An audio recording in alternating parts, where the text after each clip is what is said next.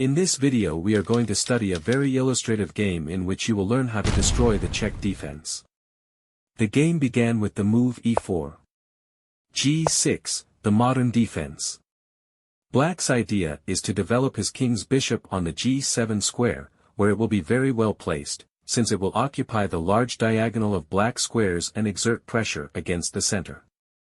White played d4, occupying the center with his pawns.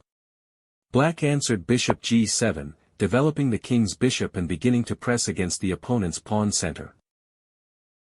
Knight c3. White develops the queen's knight on its natural square, with the idea of reinforcing his control over the central squares. Now, black played c6. The Czech variation. Black's idea is to take control over the d5 and b5 squares, to limit the mobility of the white knight. At the same time, black is preparing to advance his pawns on the queen side with b5 and the queen will be able to move towards the a5 square to attack in that area. White played knight f3, calmly continuing to develop his pieces. The knight develops through its natural square and reinforces the defense of the pawn center. Black played d6. A typical move in the modern and the Perk defense. Black takes control of the e5 square and, at the same time, allows the development of the queen's bishop. White played bishop e3, developing the queen's bishop, strengthening the defense of the d4 pawn and increasing control over the c5 square. White's plan is to continue with queen d2, to develop his pieces according to the 150 attack scheme. If black now plays queen b6, to attack the b2 pawn, white can respond queen c1, defending the b2 pawn and preparing to invade with his bishop on the h6 square in the future. White can continue with moves like a4, a5, bishop d3, h3, oo and can organize a strong attack on the kingside. The black queen is not well placed on b6, as it hinders the b5 advance and could be in danger, since the e3 bishop is pointing directly at it.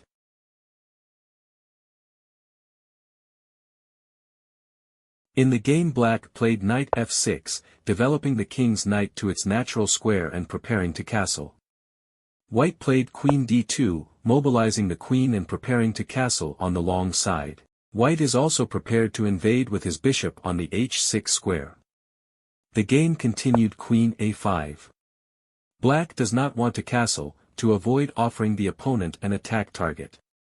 The queen on a5 is well placed, as it pins the knight on c3 and, at the same time, will be able to assist in the defense on the kingside, if necessary. Now, bishop h6 is not possible, since black responds with bishop takes h6. And after queen takes h6, black plays knight takes e4 and is left with an advantage.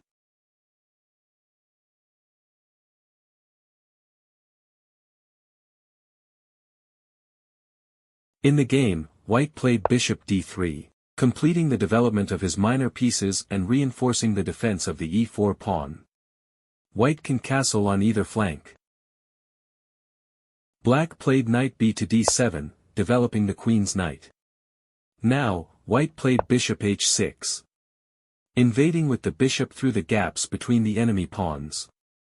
White's idea is to eliminate the black bishop on g7, which is the best defender of the kingside. If black now castles to defend his bishop, white can continue with h4 and will be able to organize a strong attack on the kingside as we have already seen in other videos of the 150 attack.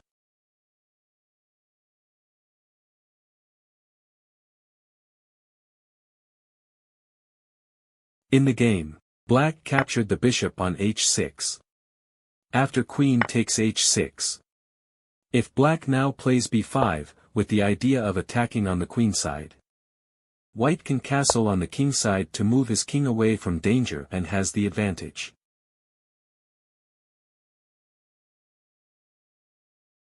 In the game, black played knight b6, threatening knight a4, to increase the pressure against the knight on c3, which is pinned.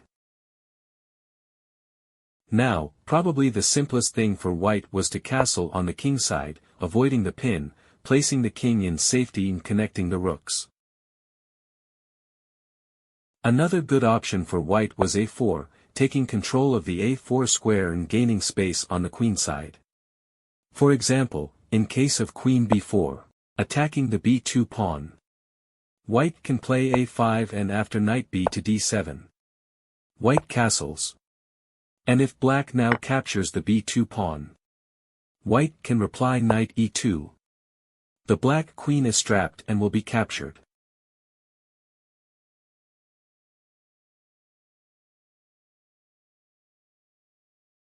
In the game, white played e5, advancing in the center and attacking the knight on f6, to expel it from its excellent position.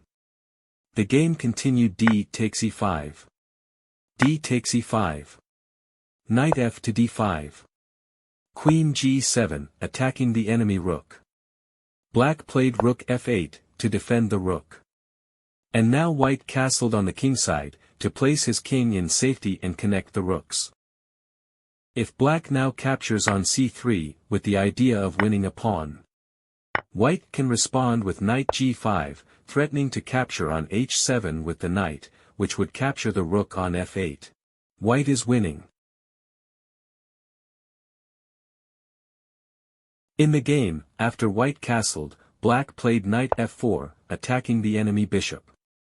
White played rook f to e1, activating the king's rook, aiming against the opposing king and, at the same time, enabling the f1 square for the bishop. If black now captures the white bishop, after, for example, bishop f5, attacking the d3 pawn and preparing to castle on the long side, white can play knight g5, threatening to capture on h7. Black can castle on the queenside. And after knight takes h7, rook g8. Queen takes f7, white has the advantage.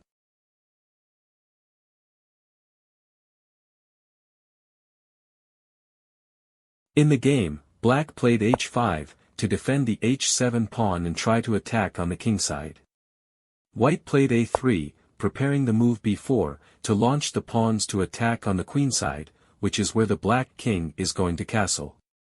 Black played knight b to d5, with the idea of exchanging pieces to simplify the position and facilitate defense. White played b4, beginning to advance with the queenside pawns and attacking the opposing queen.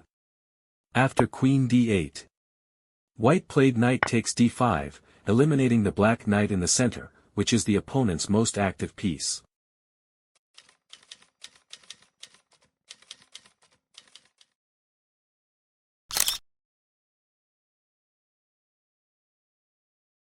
After queen takes d5, white played rook a to d1, putting the queen's rook into play and aiming against the opposing queen.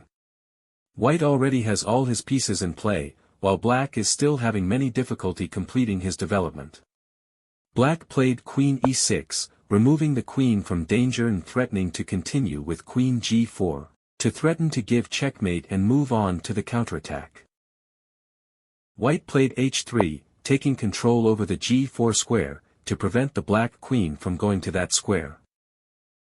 The sacrifice on h3 achieves nothing for black, since white can play knight h2 and easily defend and win. They can continue with moves like bishop e4 to move the bishop to g2 and expel the opposing queen. White will be able to assert his material advantage without problems.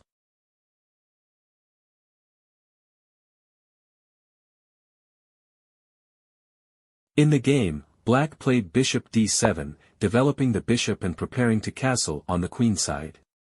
White played knight g5, attacking the opposing queen. If now black plays queen a2, to defend his queen, white can play bishop takes g6, sacrificing the bishop and getting a decisive attack. For example, if black captures on g6 with the knight, then e6 follows and white is winning.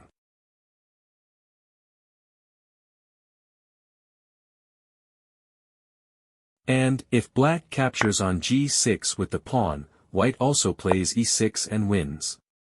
For example, in case of knight takes e6, then queen takes g6 check follows. King d8.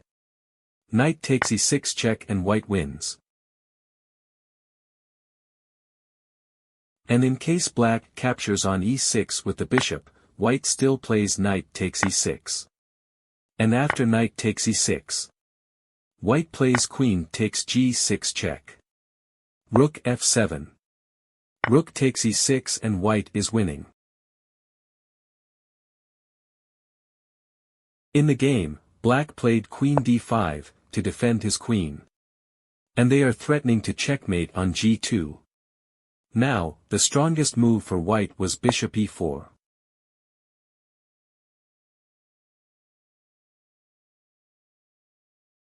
In the game, however, white played bishop f1, to prevent mate. The black queen is threatened and it is not possible to move it towards the a2 square as we have seen before. For example, in case of queen a2, white responds with e6.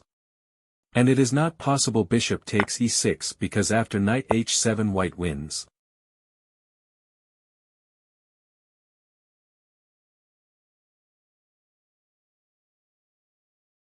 And in case of knight takes e6, white continues rook takes e6. And after bishop takes e6, white plays knight h7 and wins.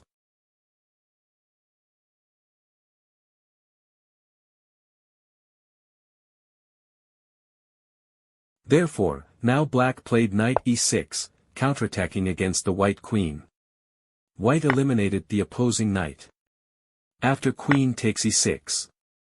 Now, white played rook d4, preparing to double the rooks on the d-file, which is an open file. Black finally castled, putting his king in safety. But, white played bishop c4, activating the bishop and attacking the opposing queen, who has no good squares to go to. The game continued queen f5. Rook f to d1, doubling the rooks on the open file. White threatens to capture on d7, which would win. Black cannot capture on c2, because white responds with bishop takes f7 and has a decisive advantage. In the game, black played bishop e6, opposing the action of the opposing bishop. But white played bishop d3, attacking the opposing queen, which only has one free square to go to. After queen g5. h4. Black resigned. Black loses the queen. For example, in case of rook g8, counterattacking against the white queen. White plays rook takes d8 check and after rook takes d8, white captures the black queen and wins. A very instructive game in which you have seen how to destroy the Czech defense.